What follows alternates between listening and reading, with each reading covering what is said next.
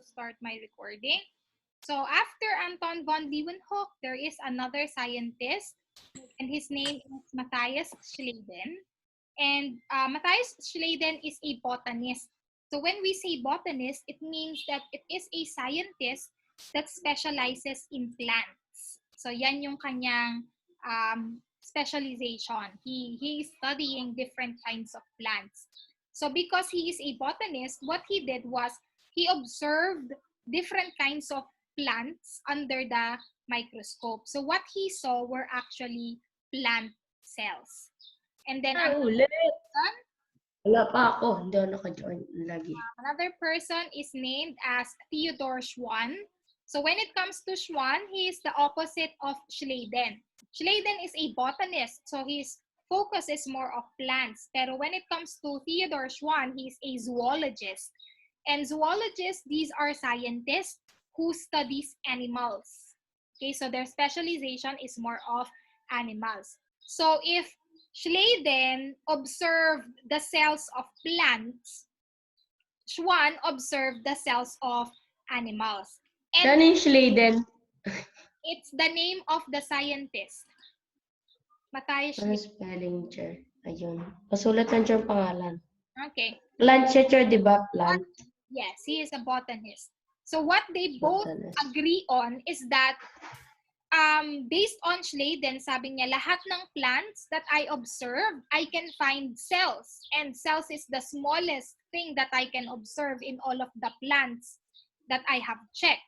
And the same when it comes to Schwann, sabi niya, I have checked a lot of different animals, and I also conclude and I also observe that the smallest thing that I can observe in animals are also cells. So they agree that all living things are made up of cells. Okay? So they created this cell theory, and the first statement or the first tenet of the cell theory is that all living things is made up of cells. So as long as it is a living thing, then you will find cells there. And they also agree that the smallest or the basic unit of life is your cells, because based on their observations under the microscope, the smallest thing that they can observe that makes up these plants and animals are actually cells. Okay? And then the fifth scientist is a German doctor whose name is Rudolf Virchow. And Virchow, what he observed is how cells divide. So he used different kinds of cells and he observed them under the microscope. And he saw that these cells actually divide in order to multiply or to reproduce. So sabi niya, the cells, they divide and they come from another cell. So that is the three ideas of the cell theory. Cell is the basic unit or the smallest unit of life. All living things are made up of cells, and that cells can only come from another cell. Okay, so if it is a plant cell, it will only produce another plant cell. If it is an animal cell, then it can again produce another animal cell. If it is a heart cell or a cell found in your heart, it can only produce another cell that is for the heart.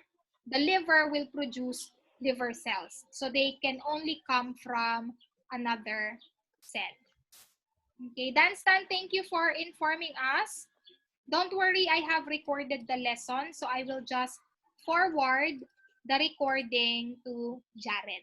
Okay, so this is the cell theory. So sabi nga, all living things are made up of cells. And cells are the smallest or the basic unit of life. And, the last one is that cells come from other cells, or they come from the reproduction of existing cells. Okay, so this is the cell theory. Do you guys need to copy this? Or I can move to the next slide. I will just send you a recording of the video, ha? Next na lang po, Chair. Yes, I'll send the recording.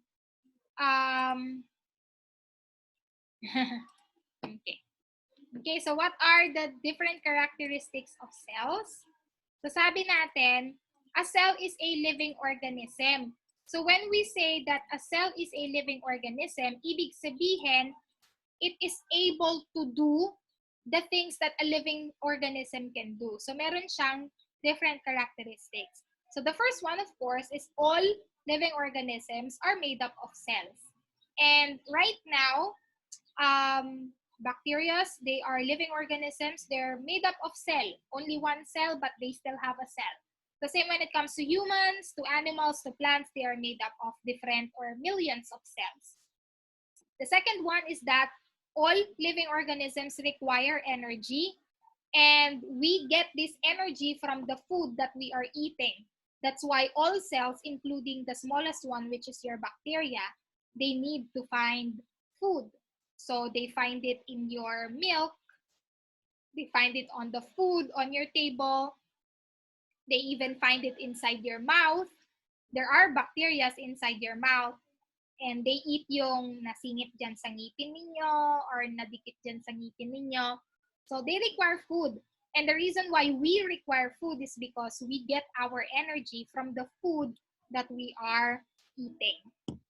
At the same time, all living organisms have to reproduce. So ibig sabihin, they have to grow. At the same time, they have to have daughters. They have to sons and daughters. So even your bacteria, they reproduce. Yung isang bacteria after a few minutes will become tens of bacteria, and then it will become hundreds of bacteria until it reach millions of bacteria. At the same time, it is also organized. Sorry. So when we say organized, if you will see kanina, we studied the level of organization.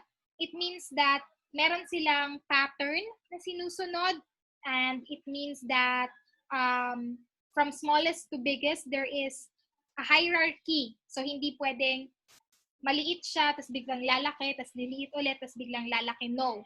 There is a different levels to it, and it has to be followed because living organisms are very organized. At the same time, we respond to the environment. So meron tayong stimuli. For example, if the environment is hot, what is the response of our body? We sweat.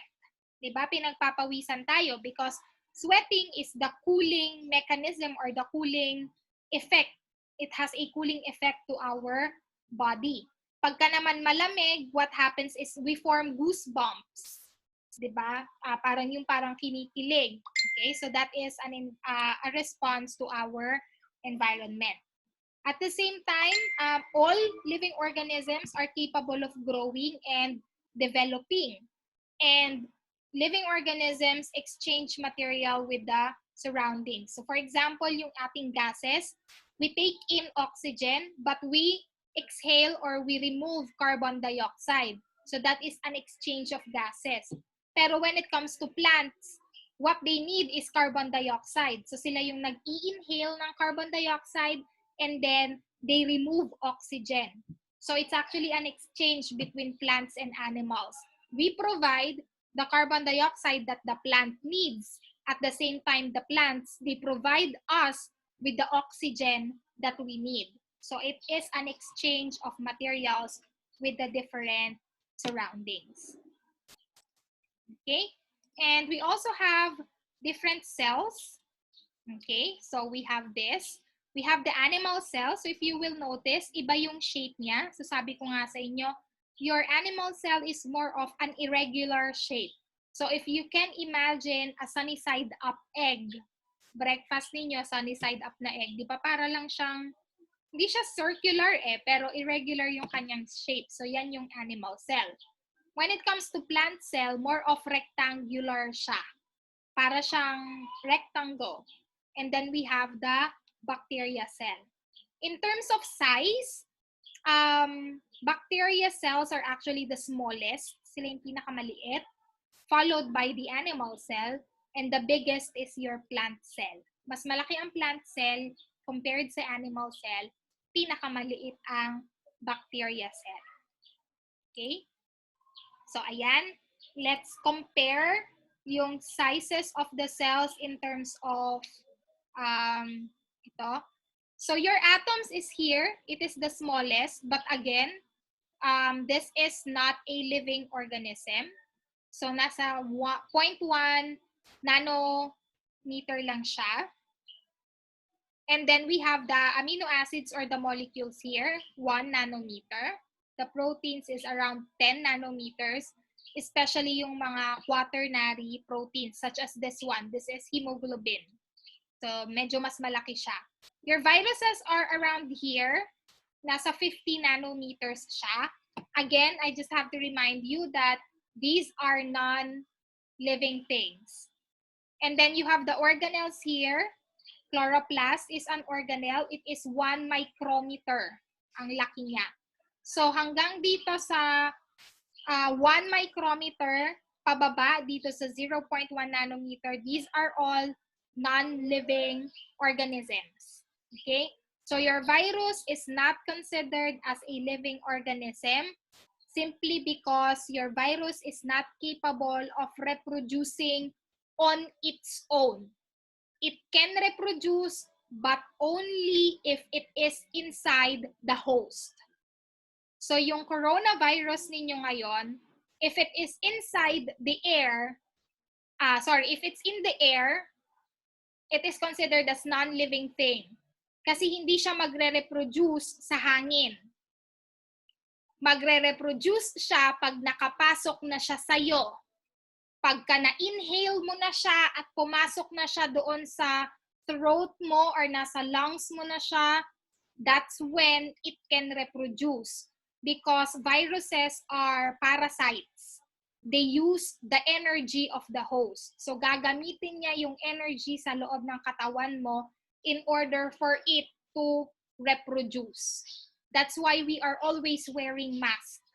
Kasi these viruses, they cannot do anything to you if it stays outside of your body.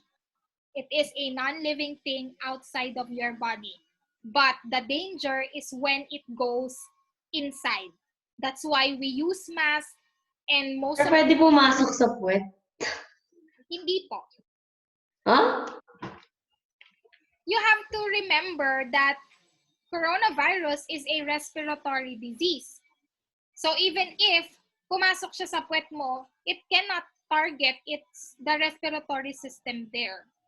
At saka hindi common yun kasi hindi naman exposed yung puwet mo. You always wear clothing.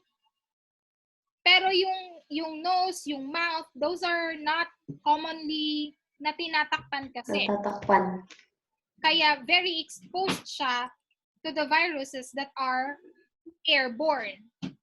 Okay? But again, I want to emphasize that the virus is a non-living thing. By classification, it is a non-living thing. Living thing. So your living things start here sa bacteria at around 3, 4, or 5 micrometers. So this is your most bacteria. So sila yung pinakamaliit. And then you have your plant and animal cells at around 50 micrometers. The human egg is around 100. Ano yung human egg? The egg cells produce. Egg cells. Okay. Frog cells are bigger. Ito nakikita na ninyo to, especially for those of you who go to ponds or lakes or rivers na merong mga frog eggs, yung parang Yes, sir. jelly. So 1 millimeter na siya. So visible na siya ng naked eye natin. Okay? And then the ant is around 1 centimeter. So kita nyo na din yan. Mouse is around 0.1 meter. Humans are around 1 meter. And then your blue whales are around nasa 30 meters na siya. 1 kilometer. You can see here, ang nakikita lang ng ating human eye is starting here sa frog eggs. If we use a common light microscope, ito yung found in our laboratory. It is a light microscope. So we can see some organelles, we can see bacteria, we can see different cells, pero we cannot see viruses We cannot see the different molecules and we cannot see atoms in the light microscope that we have in school. Yung compound light microscope na inaral natin in the first quarter. So yan yun. So there is a more powerful microscope. They call it the electron microscope. And the electron microscope can see smaller structures such as the molecules and the atoms. Okay, let's continue. Okay, so again, review which type or which kind of cell is actually larger. Raise of hand. Yun. Ano tong isa?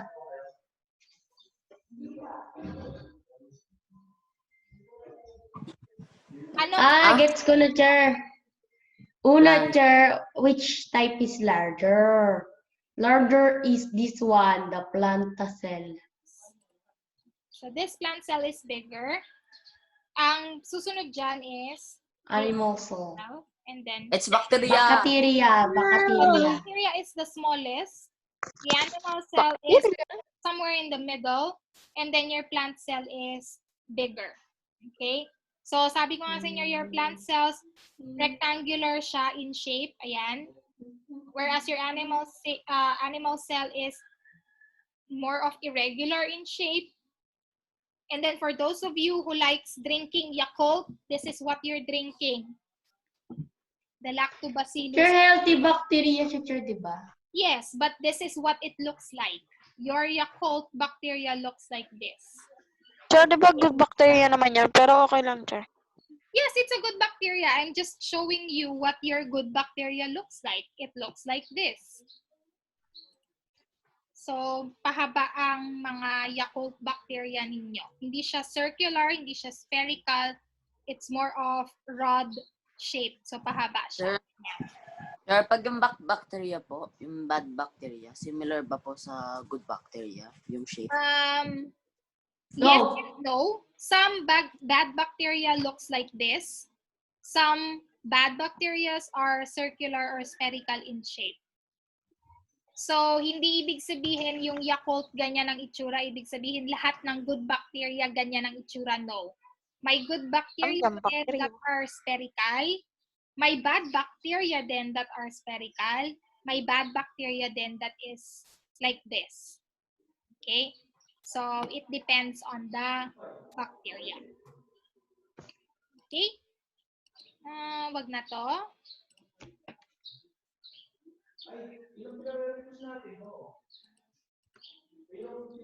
So, let's have a review first.